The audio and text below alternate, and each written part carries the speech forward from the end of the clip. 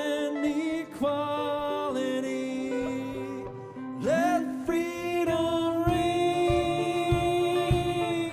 Let freedom ring. Does the cost of security reign corrupt our humanity? Let freedom ring. Let freedom ring. Does love have an open door? What a beautiful world. Does love have an open world? What a beautiful world. Does love have an open world? What a beautiful world. Does love have an open world? What a beautiful world. Does love have an open door?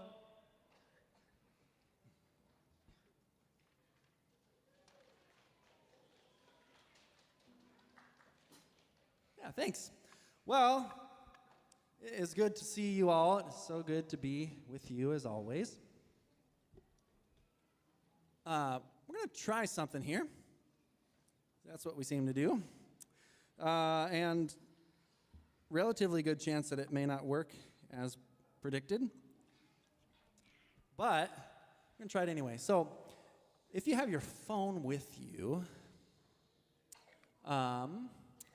you'll see a code on your Sunday paper, if you got one of those. And we're going to use this app or this website called Menti.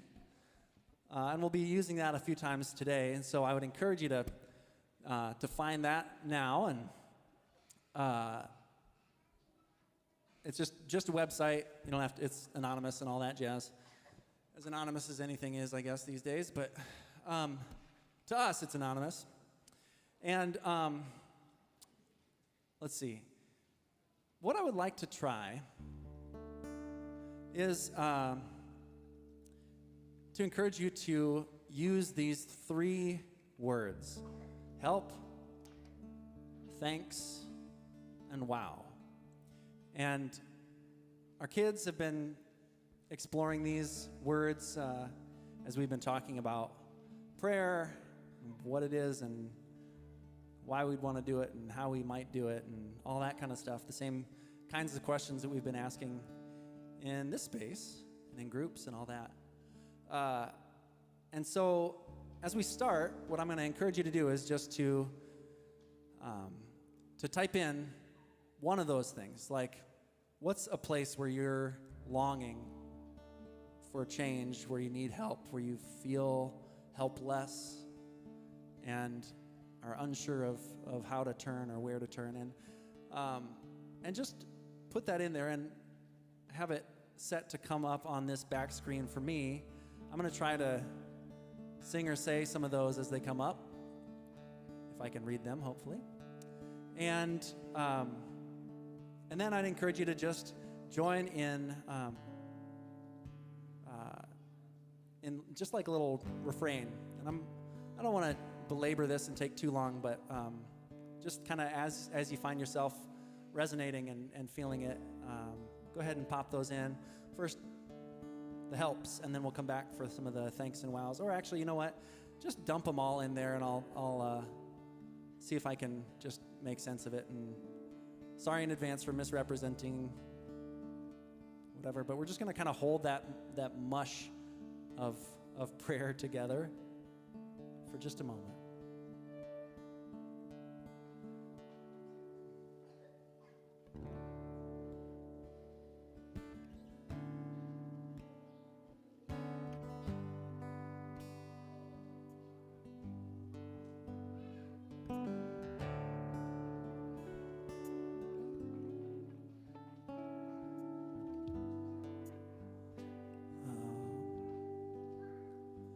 We say help,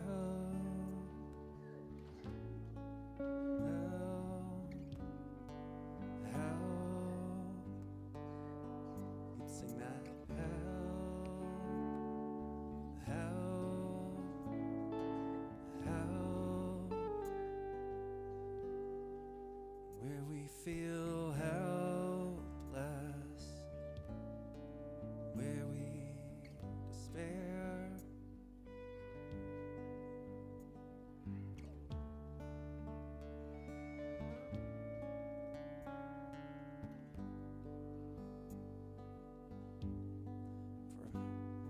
For parents who are aging,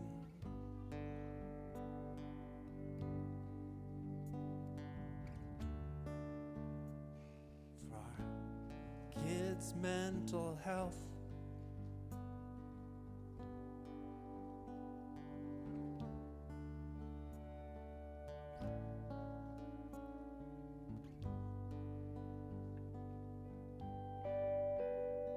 for my dad.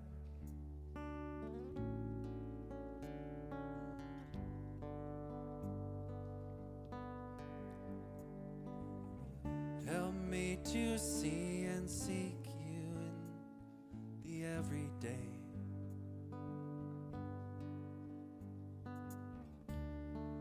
Help me hold things loosely.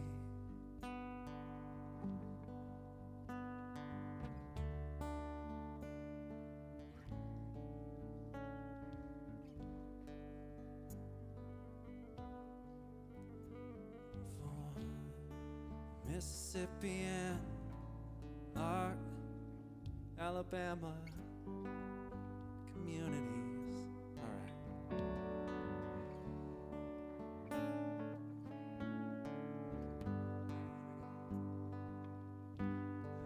We say help, help,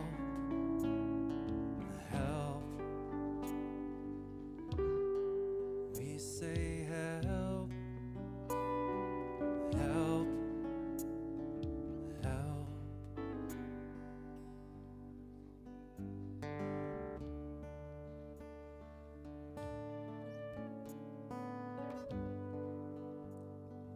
For all those other helps,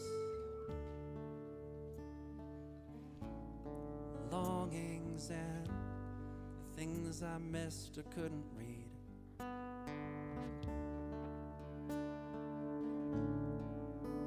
Wanna say thanks to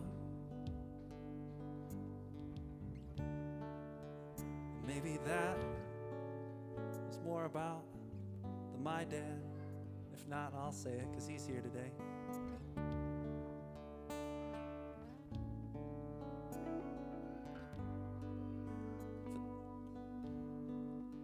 For the spring season.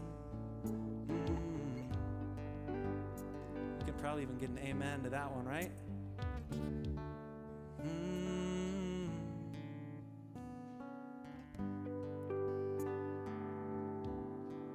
places we're healing. For the people around us. Oh. We say thanks, thanks, thanks. We say thanks, thanks, thanks. Brian, if it's possible to scroll that, I think there might be some down below that. That'd help me out a little. Otherwise, I'm just off the hook a little bit more, I think. Oh, yeah. All right. Well, there's all kinds of other thanks in there. Music, community, our groups, the sunshine, connection.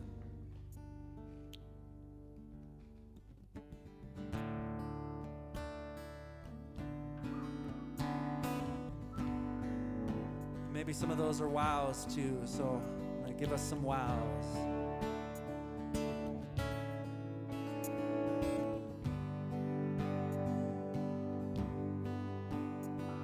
There's still a lot of hurt in there, and I see it.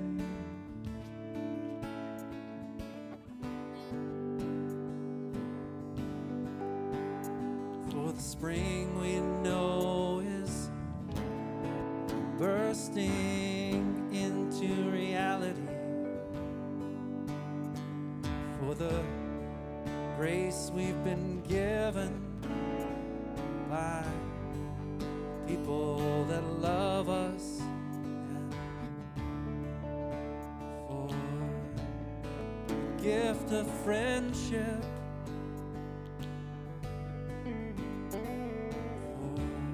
Life and love, the sweet breeze. For spouses, partners, lovers, children, northern lights, coffee, feeling alive. For hands beads last week.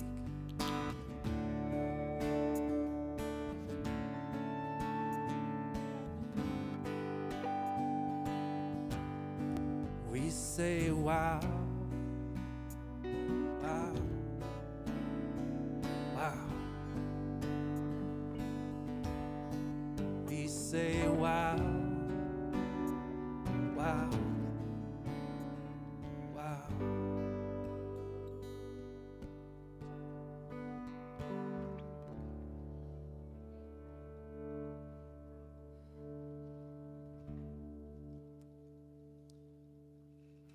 Well, thanks for that little experiment.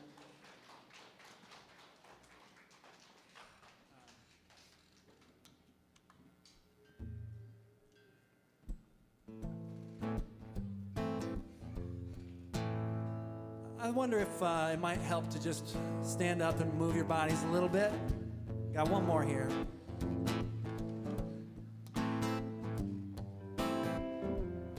Yeah, move how you feel. You need to stretch a little bit. Let your body be here.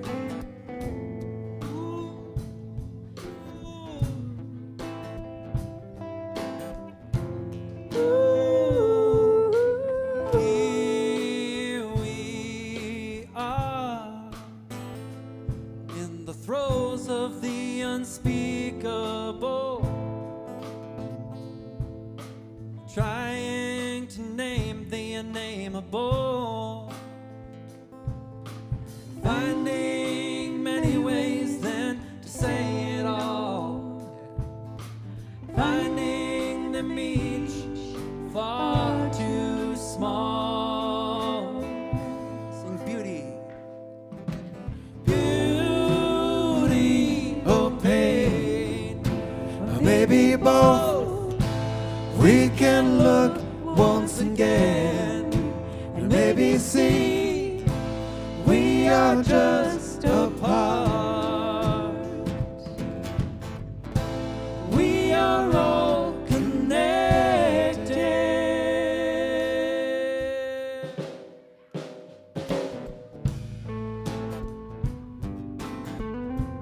Ooh, ooh, ooh. Here we are, eyes wide from the start. Doesn't change that things are hard.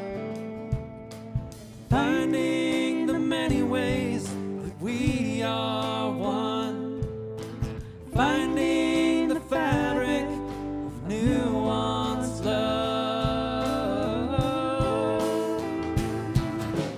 Beauty or pain, or maybe both. We can look once again and maybe see we are just apart. We are all connected.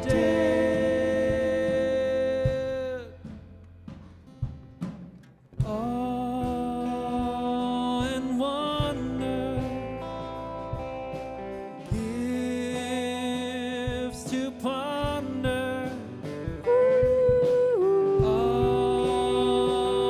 And wonder like a spell we're under when we breathe. Take the time we can see.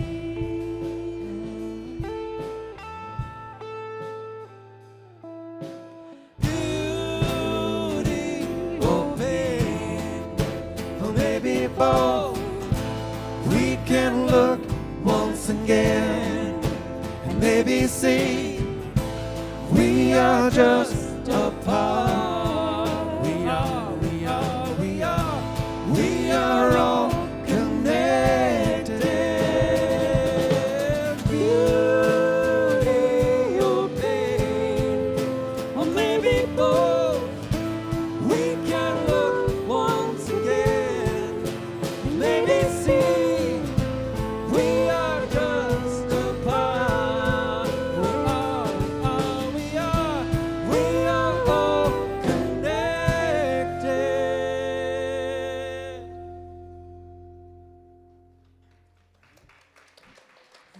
Thanks. Go ahead and have a seat if you would, please.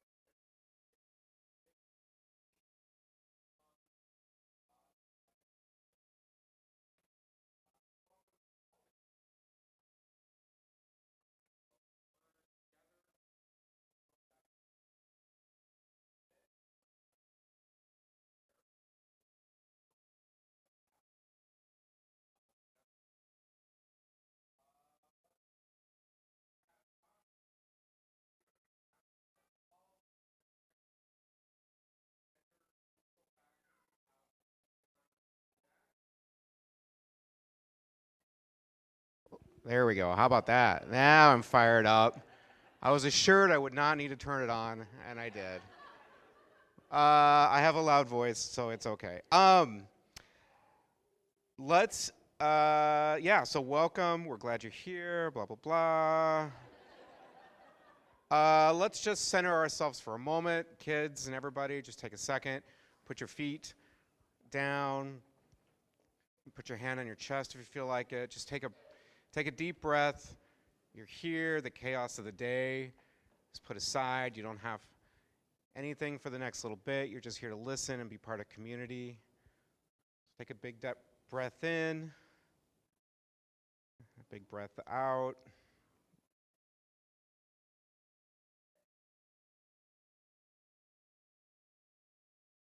All right. That's great. Kids, if you want to go to the media center in the gym, you know who you are. Now is the time. Head that way, they'll find you. Also that way, we have the Sunday paper.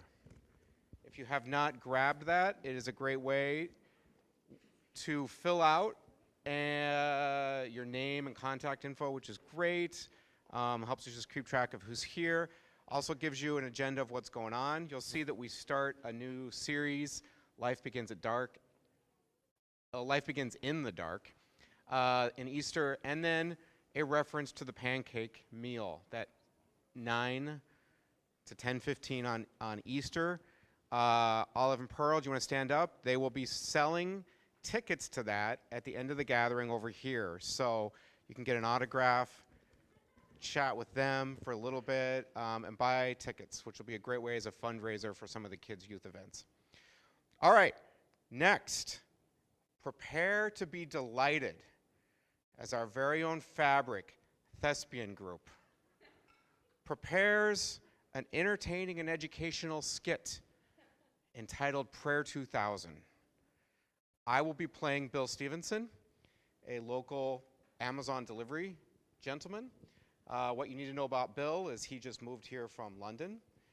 He's living with his best friend from college, Steve, above the bodega. But he has some issues with his mental health and is angry a lot.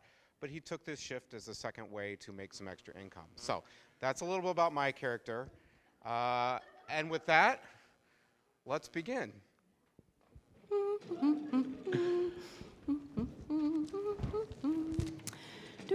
What a lovely day. Ding dong. Oh, I wonder what that is. It's the Amazon man. Thank you so much. Hello. All right. Sit down, Bill. That's all. Or Dustin, that's all you're getting today. All right. All right. Oh, I wonder what this could be. Yes. Let's see. Oh, my goodness.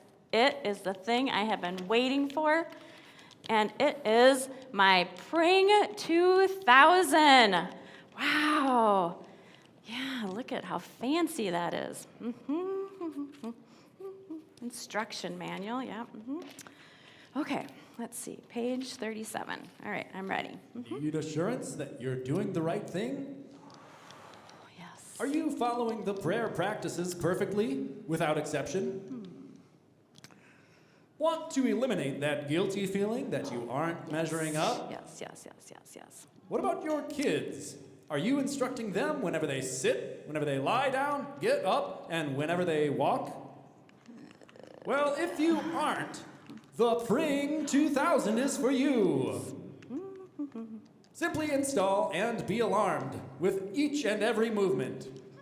You too can be secure that you haven't missed a prayer moment. With Pring, you are always praying. Nice, okay, let's see. Well, that seems easy enough. Let's see, we gotta get this all hooked up. I think this goes on you, Jimmy. Yeah, no worries. Okay, there we go. Yeah, Oh, now we're all set up. All right.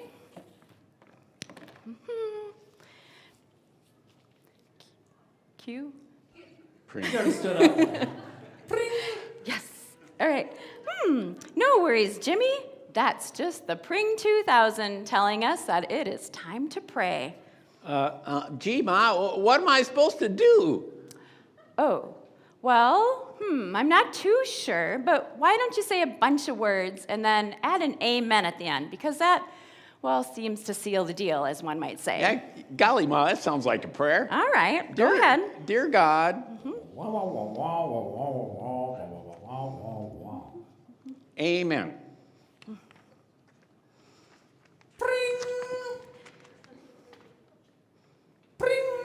Again?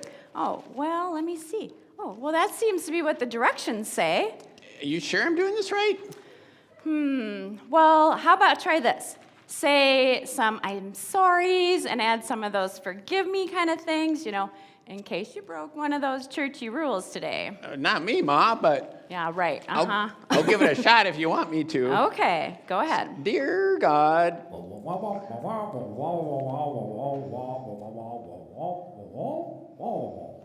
I'm sorry, forgive me. Amen. Nice. Okay. Oh, hey, Jimmy. Yes, Ma?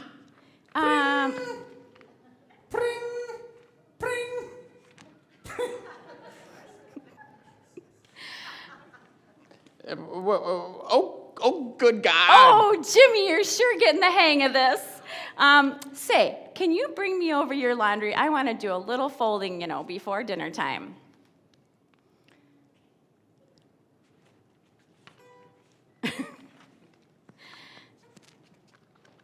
Okay, thanks, Jimmy.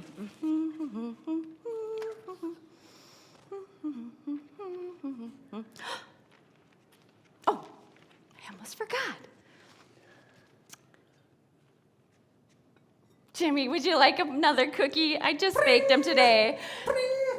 What am I supposed to do now? Well, pray, duh. But I don't know what to pray for anymore. Really? All right, well, whatever. How about if you say one of your prayers that, your grandpa said? Because he was a really good prayer. One of the ones that we do at the holidays that goes on and on and on until, well, our turkey dinner is good and cold. It has a lot of these and thous in it. I bet it's a really good one. Why don't you try that? Yeah, Grandpa's real good at that. Yeah. Okay, I'll give it a try. Dear God, Father Almighty, oh great and Holy One.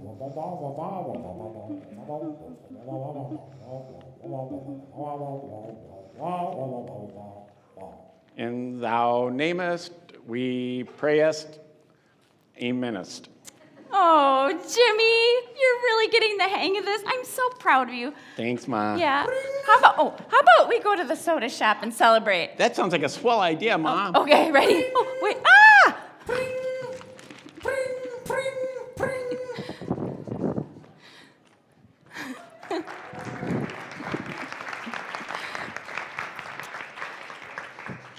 All those weeks of practice really paid off. In case any of you were wondering what I was going to do after retirement. Well, thanks for that. That was, you were gracious. Well, good morning. I am Heidi Esposito, and normally I get up and troops back with the kids and get to be in the back with them. And my role here with Fabric is really to help figure out how to talk about and how to engage kids around these big conversations and to help them to feel a part of this community. So that's what I get to do. What do you do here, Greg? That is the question. No, so I usually get to be in here with you guys. Yeah. But I think the point is, you may see us separately in different places, but it's really all the same thing happening in different ways for different people. And so it's kind of fun to work with you together and pull Yeah. the pieces together today. Yeah. So a good welcome to all of you, obviously. And if you're watching on the live stream, I hope you're tuned in and going to have a good time with us this morning. And maybe you're listening on the podcast later. And that's great, too. All different ways that we can connect. That's right. So that skit was, well, a little cheesy and over the top. But I think it pokes at this feeling that we have that we're kind of uncomfortable with prayer and we're not really sure exactly what to do, especially with our kids. And, it just seems like, well, the easy thing to do is maybe outsource it and get a Praying 2000. So, we can just check those things off of our list, right? Yeah, and we have so many preconceived ideas about what prayer is and so on, and packaged, and there seems to be a right or a wrong way to do it, and feels like a lot of obligation and all that kind of stuff, and Yeah. it really doesn't need to be that hard. Well, it doesn't need to be, but it kind of feels that way. I think about, I grew up, we had one rote prayer that we said every mealtime, and we said it at our own house, and we said it at our relative's house, and I can remember my brother and I would, try and say it as fast as we could so that we could get to eating. I grew up in the Lutheran church, so of course, I was instructed well on how to be Lutheran. And so, there was prayers that we learned, and we were taught, this is what this means, and this is what you're supposed to say and think and feel. And I can remember sitting in the pews, and there would get to be this part of the service in which it was time to pray. And they would pray and pray and pray, and then we were cued to answer back, Lord, in your mercy, hear our prayer. And, that's on and on. And then there was this one thing that they said that cued me to think, oh, thank goodness this is finally over. So I feel like growing up, I didn't really have that opportunity to grow with my prayer, and that's then how I passed it on to my kids in a lot of ways, especially, when they were young. Yeah, and not that those are not necessarily, they might be very authentic ways for a lot of people to pray, Yeah. but at the same time, maybe it wasn't the best way for you or the only way for you. So Yeah, it made me a little bit, I don't know, I think I was bored in church with prayer, and maybe that made me a little bit disinterested. I think wasn't capturing your heart. No, and when I remember the time that my mom was really sick and had cancer, and I think I could not have prayed any harder or more authentically, at least in my mind, and yet the outcome wasn't what I wanted, and that left me feeling maybe a little skeptical about how prayer works and whether it all really matters.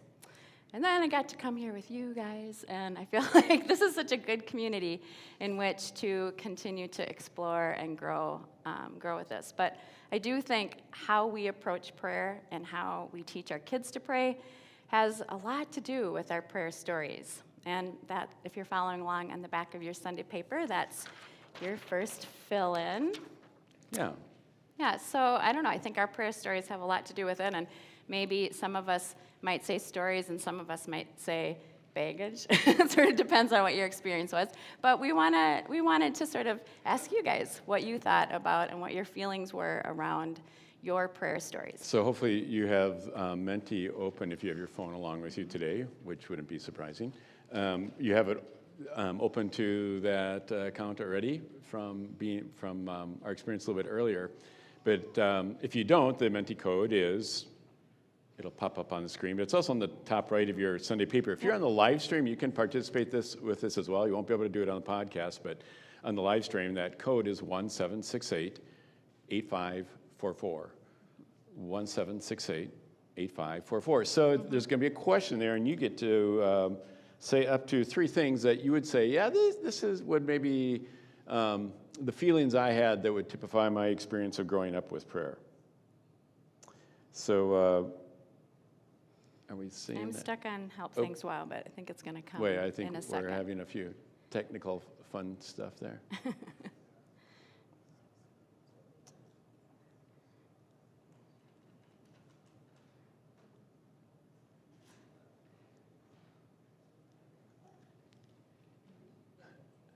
This is the dramatic pause for you to reflect on your history with prayer, to be thinking about it.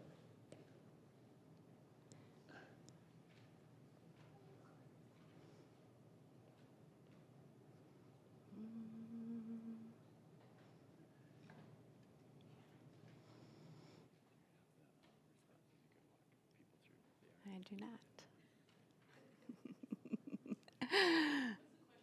We're thinking about our prayer stories, thanks, Joan, and the feelings that you had around them. And I don't know, maybe, oh, there we go. Woo-hoo! All right, so pick maybe the 3 that best fit your prayer stories.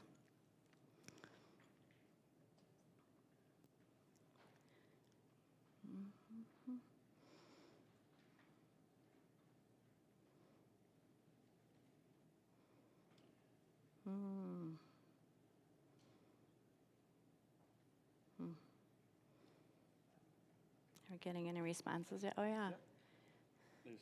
Yeah.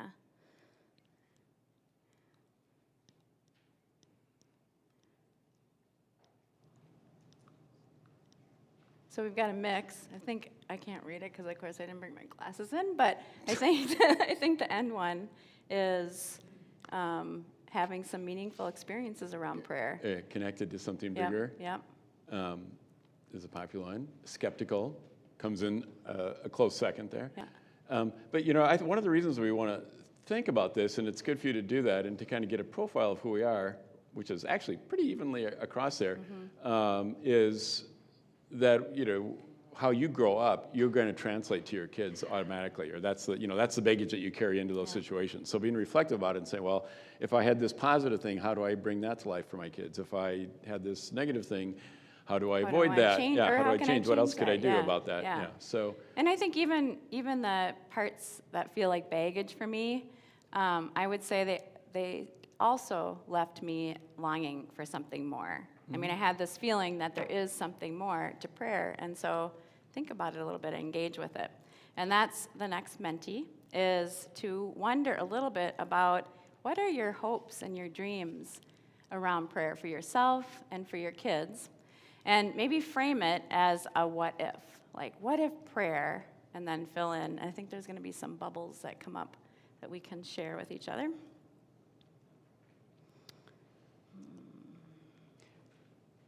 And if you don't have kids, I mean, I think we all know that the reason we would be helping our kids grow into these things is because that's what we want for ourselves.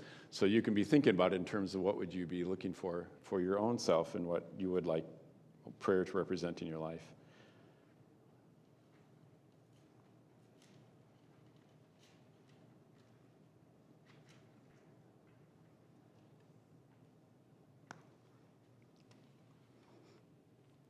So, what if it felt natural? What if it was easy? What if it was a way to connect with what is bigger? What if I could feel more connected and comfortable with prayer? What if it were helpful and useful? A sense of peace and deep connection with God. What if I could do this comfortably to help others? Interesting, the word comfortable is coming up. Didn't feel forced, which seems to be a similar sort of idea. What if it was a real power for them to live courageously? Wow. I mean, there's a vision. Yeah. Happiness, service, and love. What if prayer became natural? What if prayer offered electric connection and insight? Woo. Ooh, I like that. Yeah. I think, again, that's an optional feature on the Pring 2000. I know. I think if you plug it in the right way. What if I felt safer, braver? It was natural. What if it were natural to pray out of gratitude, curiosity, and need always? What if it were a way to find peace and calm? What if it changed my perspective? So we will capture these, and they'll be like on the podcast description. They'll be on Facebook and on the episode page for this week and so on. So you can see what other responses are there. But thank you for doing that. Yeah, those are good. There aren't right or wrong answers, but there's ways of us of processing both. Well, where am I coming from, and where do I want to go? Where do I want prayer to represent for me and for my family? And then finding ways to get there. And I think what we're trying to lead you to today to see that there aren't right or wrong ways to do it, but there are things that you would want to wrap your arms around, and they have a lot to do with what I'm seeing up here. Yeah, some of my what ifs, as I was thinking about this, is like, what if prayer was trusting in that longing to reach out to something bigger, that thing that I think that we're born with, and maybe, the skepticism of life sort of leads us away from it. But what if I could trust in that, and what if prayer was like that? And this is your next fill-in. What if praying and weaving are really the same thing? I think this prayer thing really is about leaning into living that life that is woven more deeply with our whole selves and with the wholeness of each other and all that is that we call God.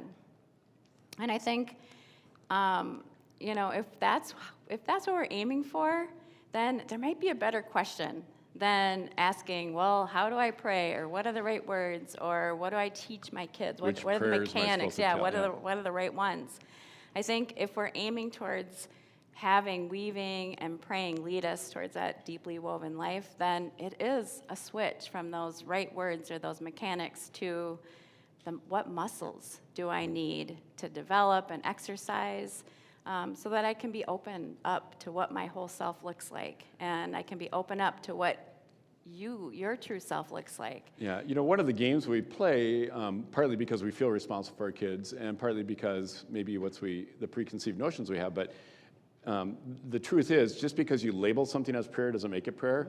And if you didn't label it, it can still be prayer, right? I mean, if prayer is about connecting with that which is deeper, if it's doing that, it doesn't have to be conscious. It could be unconsciously happening. It could be deliberate. It might be indeliberate. It might be, something you did on purpose, or something that you just happened into. They all count. I mean, that is all prayer. So you don't always have to make sure you give it that label. All right, so you weren't going to get out of this morning without participating, right? If I'm up here, you get to participate with me. So you might have noticed that there's some paper bags. Did you do muscles? I did. Oh. Yeah, come on, keep up. There's some paper bags underneath your chairs, and don't look in them yet. Greg, you have one too.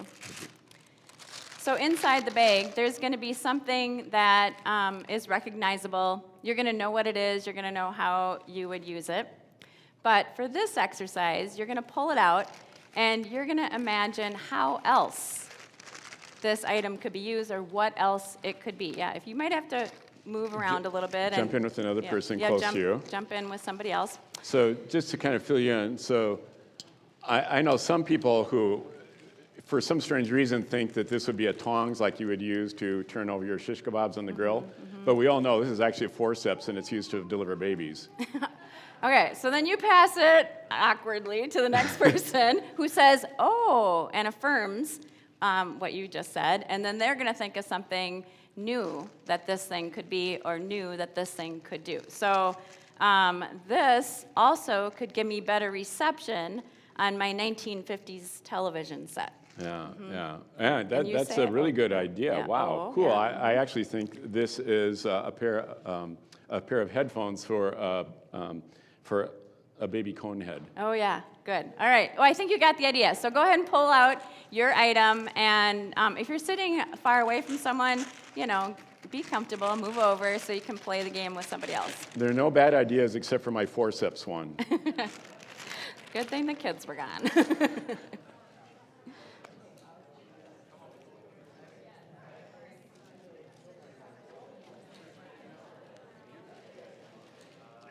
Totally missed it. It's okay.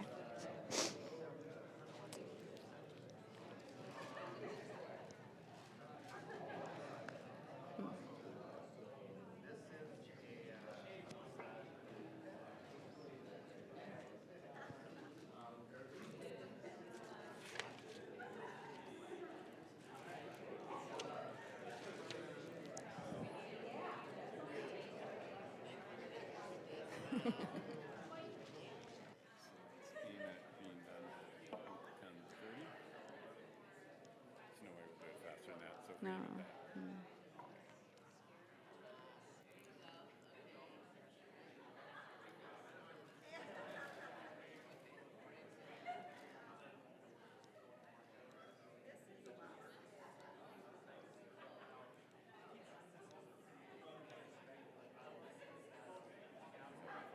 Yeah.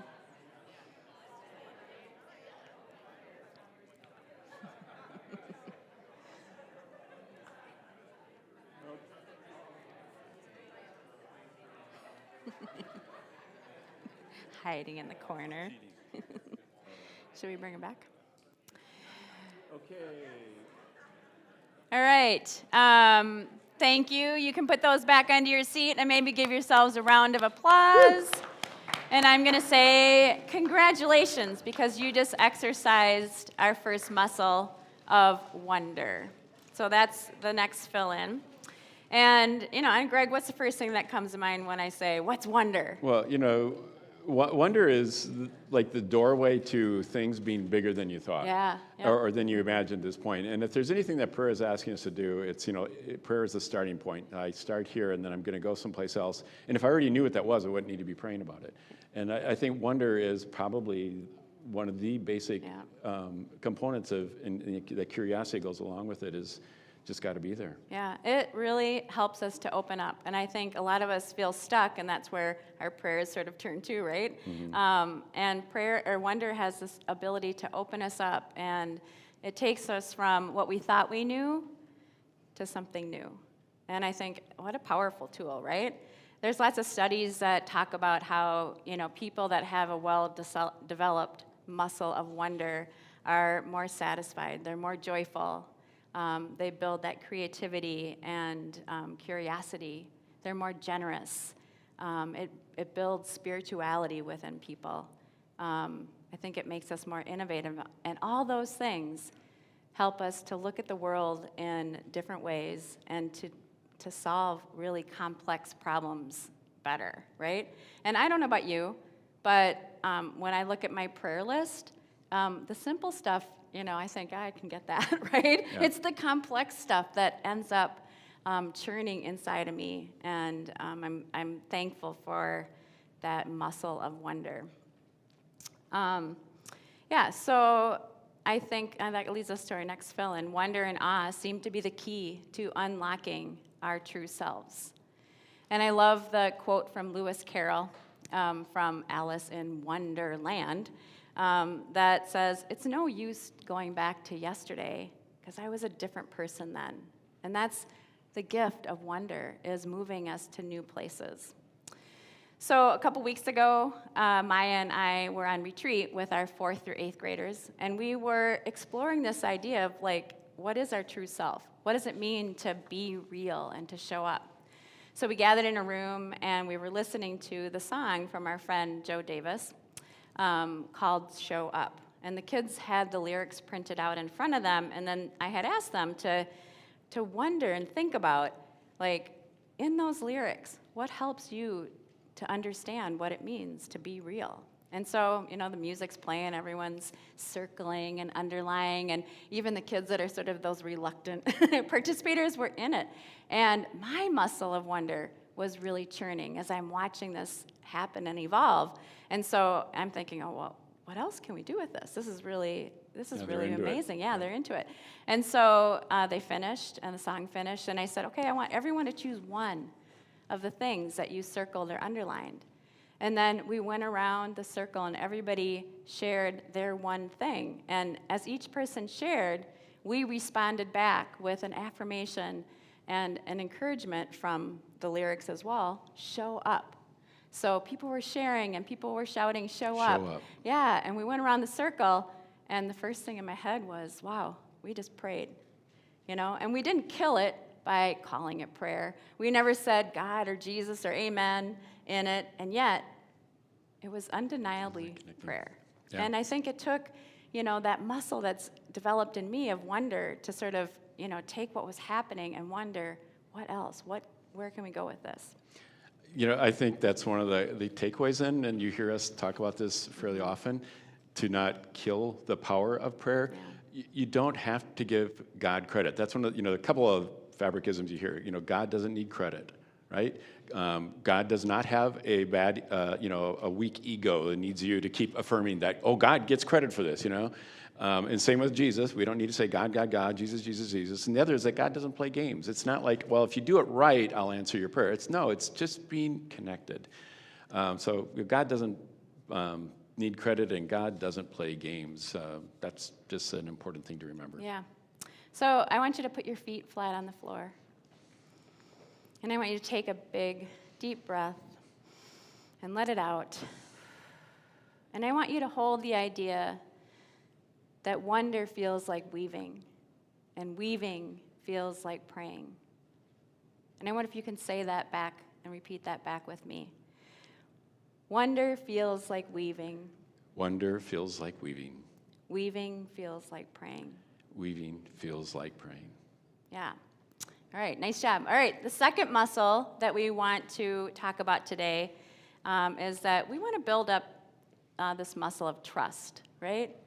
And I think trust is a really important muscle because it's the muscle that helps us to hold uncertainty, right? And it's the muscle that allows us to sit in discomfort and know that it's going to be okay. We can sit in this uncomfortable moment, and we can do hard things. And we can start to take those steps that feel like risk-taking into what we call the growth zone. And I think, that's an important part of prayer, right? This Right. trust piece. So that might be one that feels a little like not what you would expect, but how are we going to sit in those places where there is so much uncertainty and that therefore we turn to something beyond ourselves unless there is this sense of trust there, even if it's growing, even if it's very little. The movement that Jesus started is all about trust. And we talk about believing and stuff like that. Jesus did not come that we would believe certain things, that we would intellectually agree with certain things. Jesus was trying to help us to trust our lives with something that was bigger than us, something that he was showing us.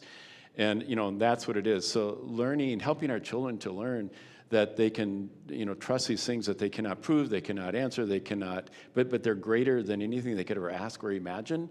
And that somehow in these counterintuitive ways that those things will prove themselves to be trustworthy for them in a way that actually does make sense as we begin to build those muscles up and start to experience that and to trust God, to trust the world, trust this thing that we're woven into in little ways becomes big ways. And that means it needs practice, right? This is a muscle. All these muscles need practice in order to be strong and to be able to carry the weight they need to carry in our lives. Yeah.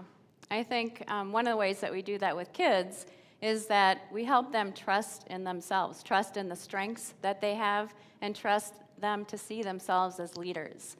And one of the ways that we do that with Fabric Kids is we, every time we're at camp or we're on a trip, we do these mealtime moments. So everybody takes a turn and we pass out a card that has some ideas on it. Yep, there's an example of what it looks like. And so we were up in Duluth with our high schoolers, and we had done a bunch of weeding all day long, and we had gone to the beach to play. And then one of the churches that we had connected with said, well, we'll throw you a potluck picnic as a way of sort of connecting and saying thanks for the work that you're doing.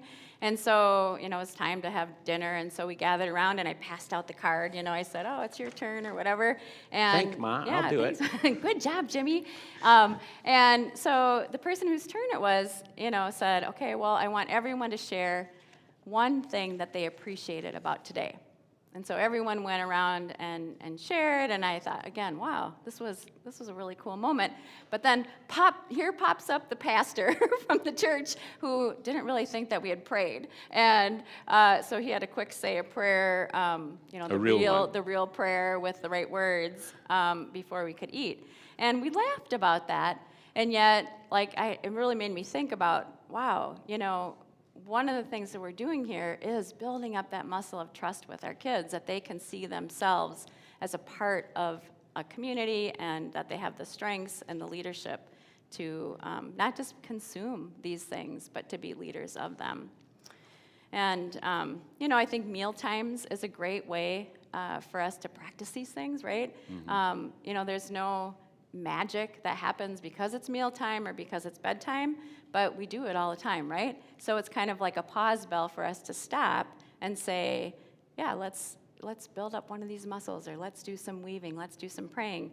And that's, part of your next fill-in is that we want to create these rituals that support those kind of muscles. And using things we need like those kind of regular things, yep. those rituals. And just because it's a ritual doesn't mean you always have to do it the same way, though, right? Right. Yep. Exactly. And I think the more that we grow these muscles, we can lean away from those ritualistic times and be more spontaneous with them, which I think is where we all want to be, right? We want to be able to exercise those muscles wherever we are and whenever we are. Claim those moments so our kids and we ourselves see them other places. I remember one of the most significant prayer moments I had with one of our kids is we went into the backyard one morning, their kids were little, and there's a dead sparrow right there that you couldn't ignore.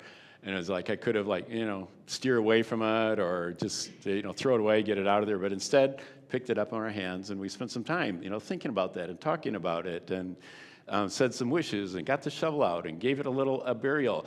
We didn't say a prayer, but it was a sacred moment with that. I think it's where, teaching my child and bringing it up on myself, where we were, connecting with the deeper part of this. And to me, that was a real prayer, and it was something that, I think all my family has carried on with, identifying those times, taking those spontaneous moments and realizing the holy that is there. Yeah, and you were modeling that this uncomfortable moment, this discomfort that your kids were feeling is okay to feel, right?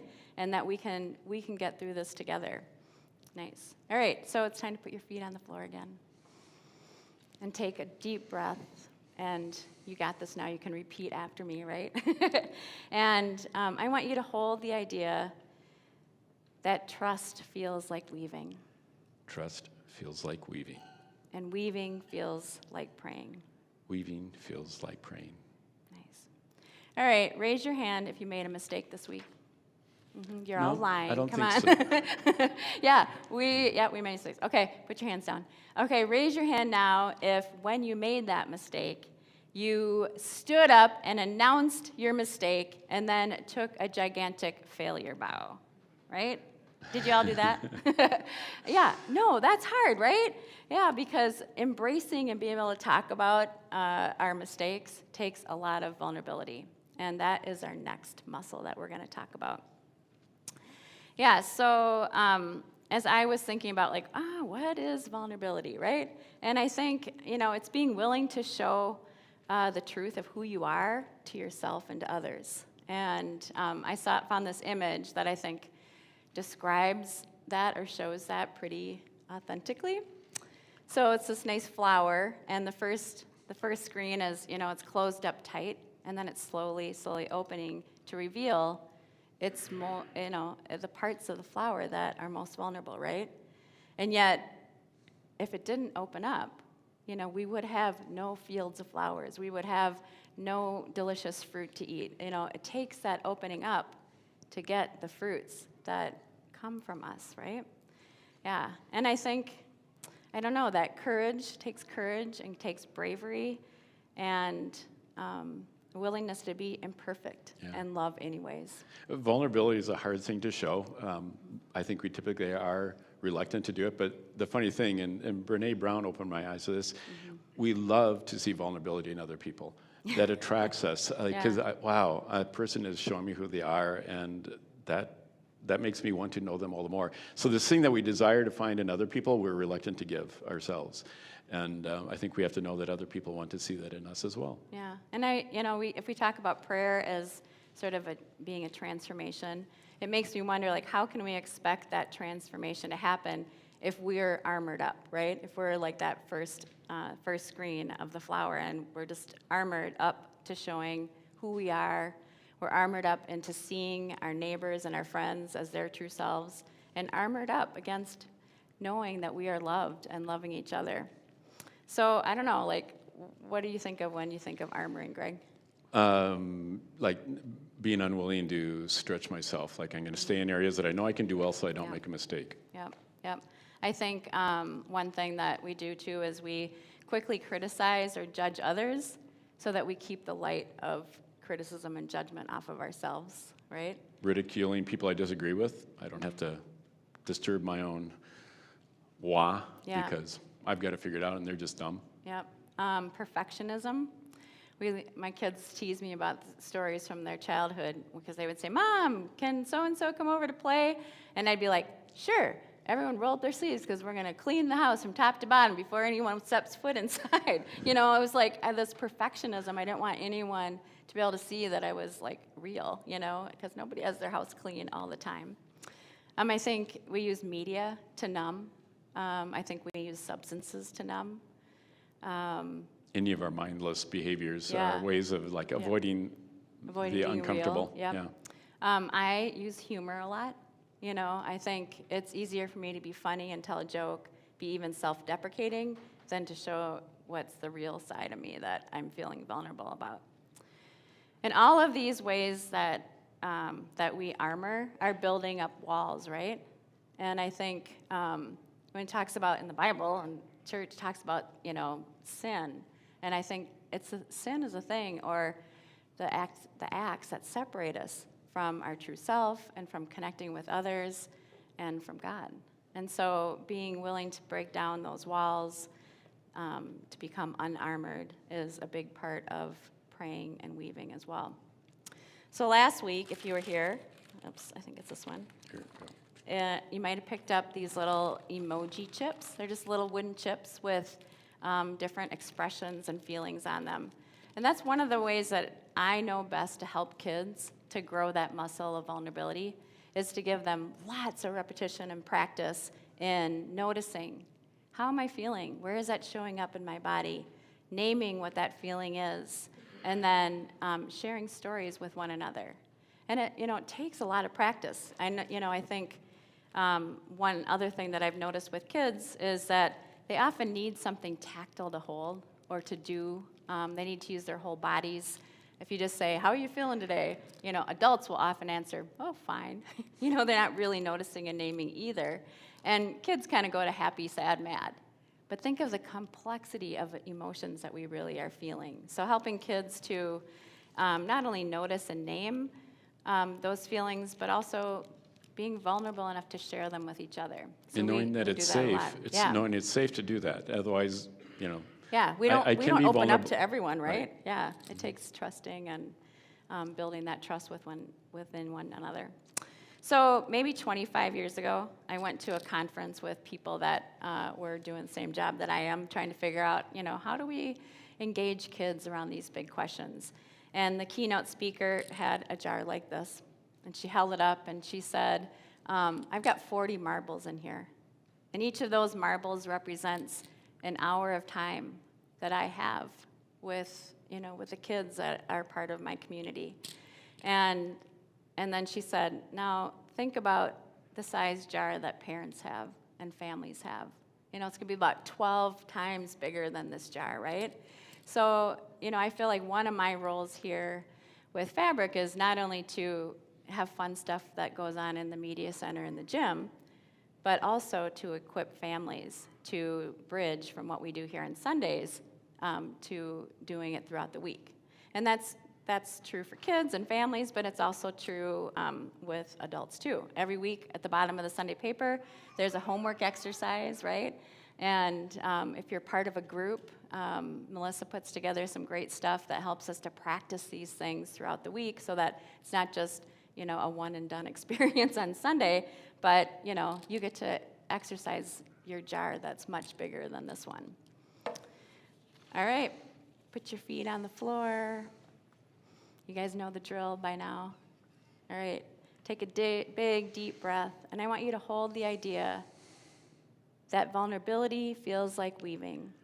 Vulnerability feels like weaving. And weaving feels like praying. Weaving feels like praying. All right, our last muscle we're going to exercise with the kids when they come back in, but I wanted to spend a little time with some thoughts from Frank Otaseski, who is a Buddhist teacher, and he's an author, and he's the founder of the Metta Institute, and Rachel Remen, who is a pediatrician and also a professor, and she wrote a couple books that you might be familiar with, The Kitchen Table Wisdom and My Grandfather's Blessing. And they both have done a lot of thinking and writing around the muscles that we're talking about today.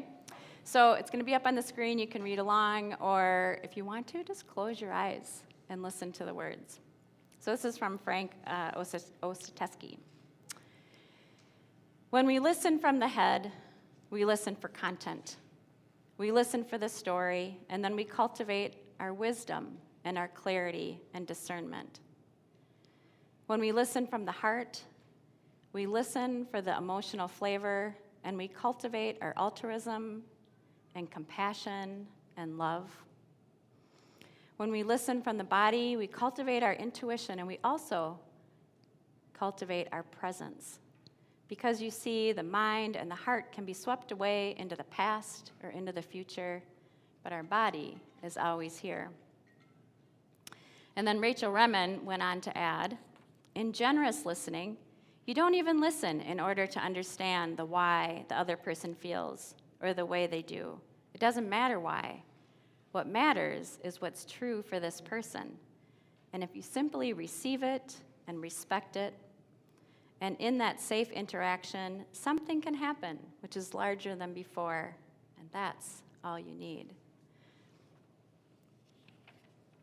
And those words, those ways of listening, with our head in which we evoke wisdom, with our hearts in which we can draw into our compassion, with our bodies in which we can be present, and with generosity in which we can just respect the truth of another person.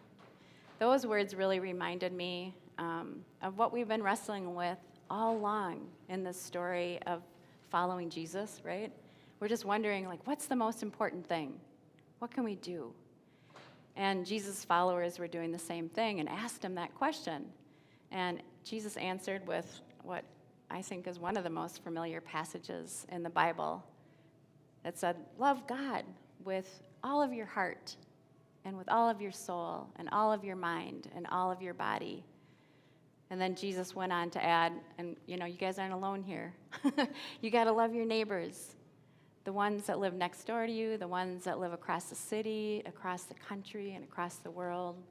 You need to love the earth and the water and the sky and the creatures that are all within. So I think if it feels like loving, then it's going to involve us growing the muscle of listening.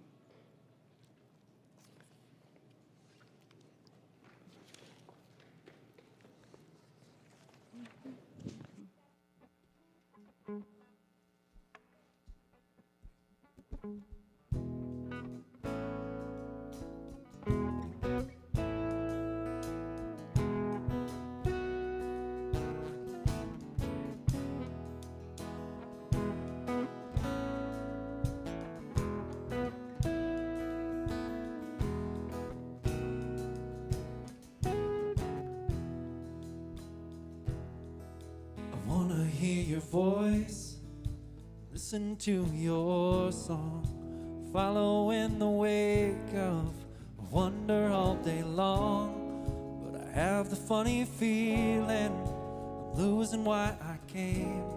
I got serious enough to discover it's a game.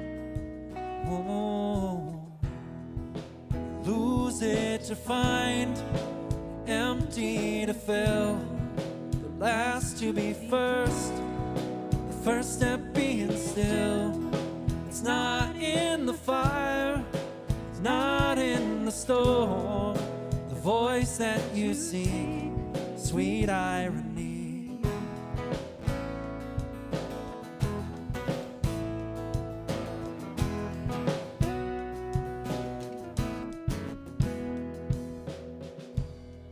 Burning bushes calling out like beggars on the street, but calloused by the journey that keeps me on my feet. Whispers in the desert are drowned out by the flood that seems to leave me thirsty and stuck there in the mud. Oh, lose it to find, empty to fill, last to be first, the first step being still. It's not in the fire, not in the storm, the voice that you see, sweet irony.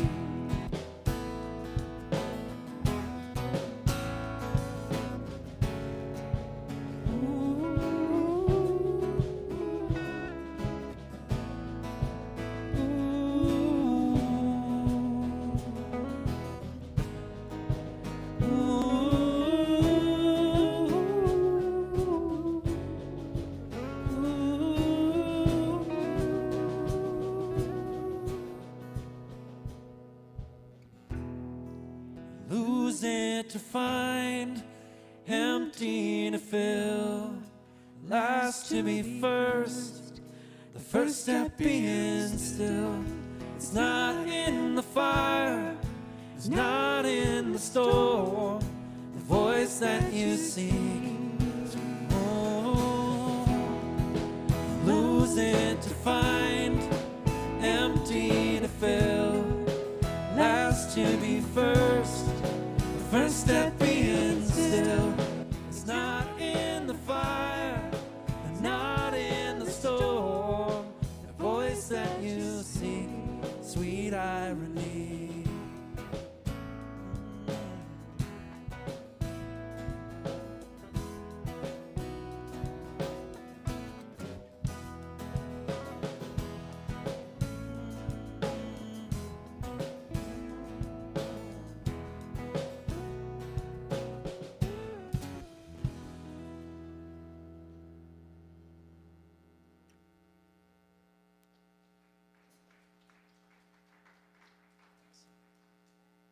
at this time, you can find the white baskets that are at the end of the row, and you can put your communication cards in those and pass them on down. If you have an offering for us, you can put that in there as well. And then I want to invite the kids to come up and have a seat on the mat. Bring your bubbles with, because they already had a chance to practice this listening exercise. So kids, come on down with me, and there should be some bubbles coming around. Hi, Lucy. Do you want to sit down?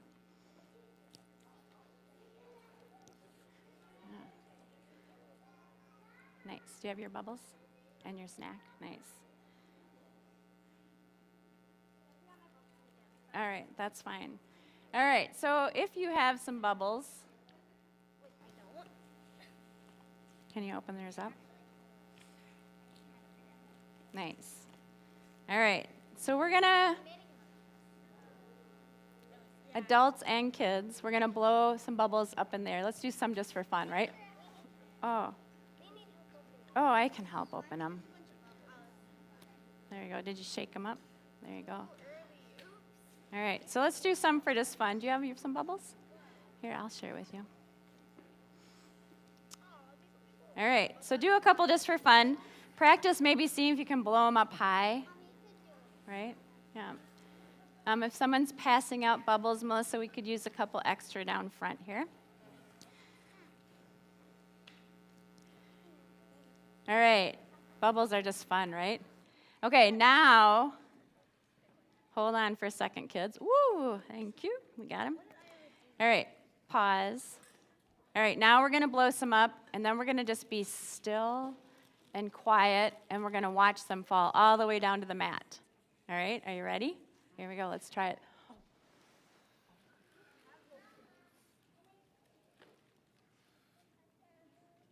See if you can watch them fall all the way down. Maybe we can get it as quiet as we can. Yeah, the kids were wondering a little bit today what it meant to be still and know God, right? All right, so this time we're going to blow them up to the sky, and then I want you to wonder, how am I feeling right now? And see if you can name what that feeling is as those bubbles come down.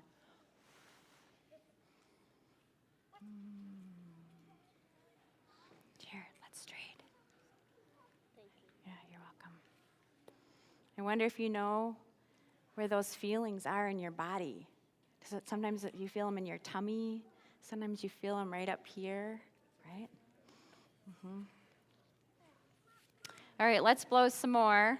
And this time I want you to think about what's one thing that you feel thankful for today. All right? And then watch those bubbles come down.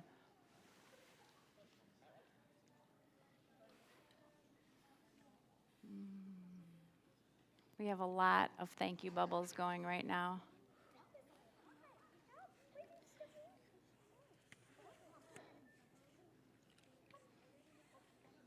All right?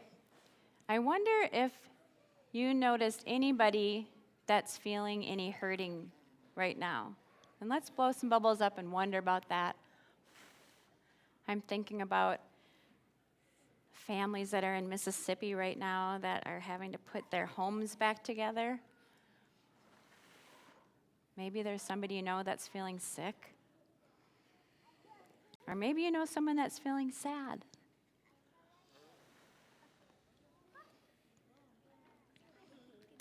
All right. This is something the grown-ups practice, you guys. So see if you can do this with me, all right? So this time we're going to blow some bubbles, and we're going to say this. Listening feels like weaving. Can you say that? Listening feels like weaving. And then let's blow some more. Weaving feels like praying. Can you say that? Weaving feels like praying. And sometimes then I just like to say, yes. All right. All right. So you can take your bubbles home with you, If you didn't get enough, I'm sure we have some extras. And then if these bubble cards would be a nice tool for your family, there's some of those by the table over there as well. So thanks, kids. And now I think Chris has one more as we're wrapping up. Oops. There you go. Let's go ahead and stand up, if you would, please.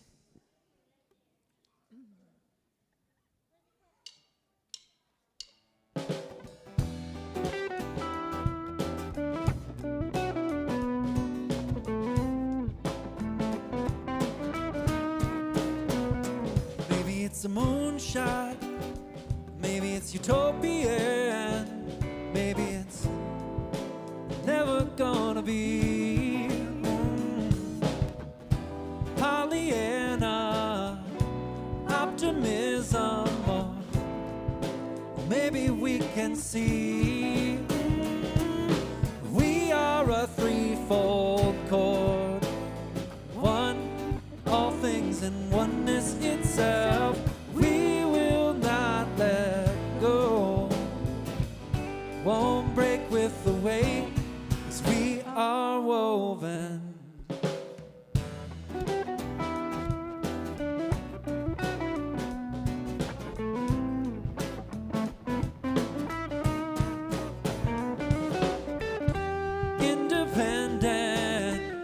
Solitary, or maybe we just don't know where to start.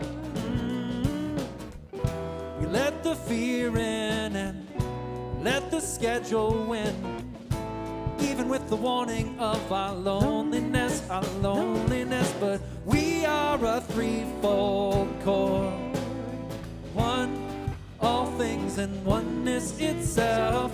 We will not let go, won't break with the weight, 'cause we are woven.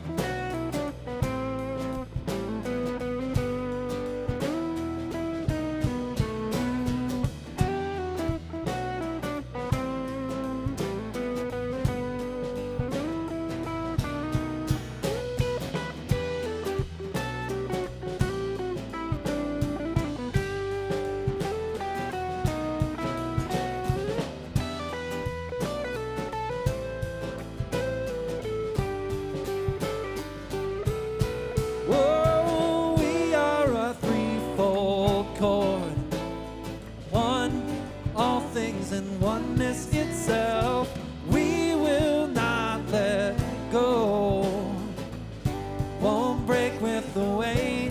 Sing this out. We are a threefold chord, one, all things in oneness itself. We will not let go, won't break with the weight, 'cause we are woven.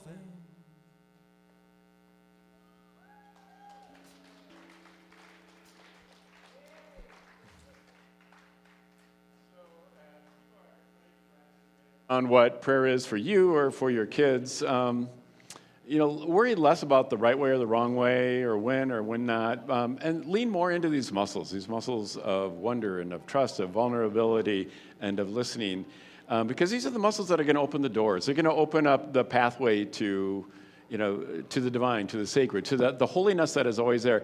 And that's one of the key things. Is like, don't let prayer become a certain thing that happens at certain times. Don't teach your child, don't let yourself believe that you can compartmentalize your life and put that, spiritual side in one place, and then there's our everyday life. Weave it in, there's that word, weave it into our everyday lives. Let it be spoken, named, unnamed, just be present with our kids. And as you're doing that, I guess my last what if that I would leave you with, and that is, what if every thought, every word, every decision, every action, every purchase, everything was prayer?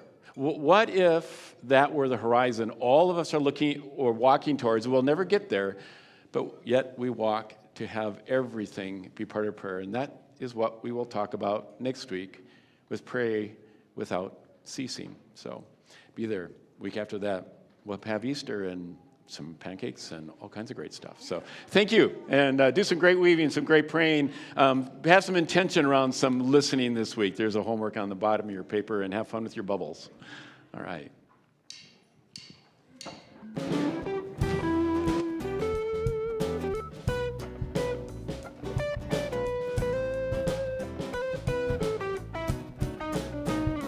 Maybe it's a moonshot, maybe it's utopian, maybe it's never gonna be.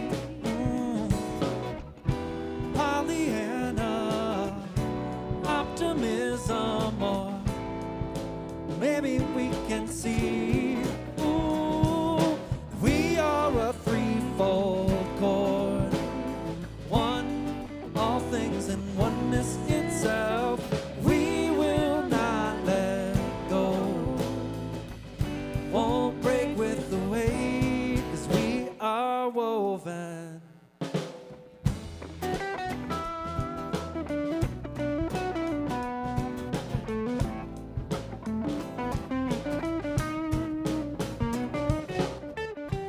Independent, solitary, or maybe we just don't know where to start. Let the fear in and let the schedule win, even with the warning of our loneliness, but we are a threefold chord, one, all things in oneness itself. We will not let go, won't break with the weight, we are woven. Yeah.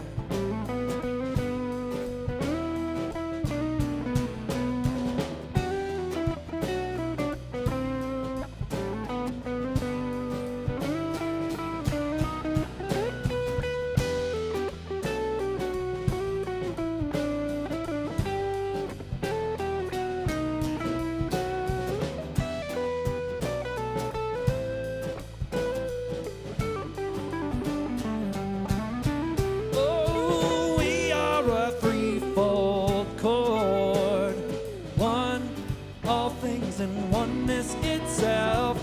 We will not let go, won't break with the weight. Oh, we are a threefold chord, one, all things in oneness itself. We will not let go, won't break with the weight, 'cause we are woven.